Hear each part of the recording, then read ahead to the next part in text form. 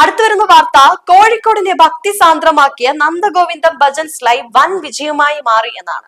FI event സംഘടിപ്പിച്ച ഈ സംഗീത വിരുന്ന് കോഴിക്കോട് നഗരം സാക്ഷ്യം വഹിച്ച ഏറ്റവും വലിയ ജനപങ്കാളിത്തമുള്ള പരിപാടികളൊന്നായി മാറി.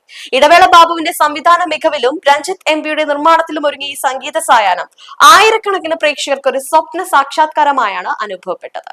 ഭക്തിയും സംഗീതവും പ്രകൃതിയും ഒത്തുചേരുന്ന ഒരു അപൂർവ നിമിഷത്തിനാണ് കോഴിക്കോട് സാക്ഷ്യം വഹിച്ചത്. നന്ദഗോവിന്ദം ഭജൻസ് ലൈവ് കേവലം ഒരു സംഗീത പരിപാടി എന്നതിലുപരി കാണികളുടെ മനസ്സ് നിറച്ച ഒരു ആത്മീയ അനുഭവമായി മാറി. ഷോ ഡയറക്ടർ ഇടവേള ബാബുവിന്റെ നേതൃത്വത്തിൽ ഒരുക്കിയ ദൃശ്യവിരുന്ന് പ്രായഭേദമന്യേ എല്ലാവരെയും ഭക്തിയുടെ കൊടുമുടിയിൽ എത്തിച്ചു.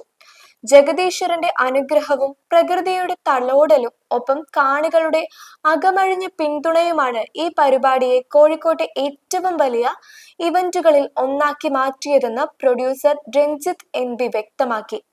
ലക്ഷ്യത്തിന്റെ ശുദ്ധി മാർഗങ്ങളെ തെളിയിക്കുമെന്ന വിശ്വാസം ഒരിക്കൽ കൂടി ഇവിടെ അടിവരയിടുകയാണ്.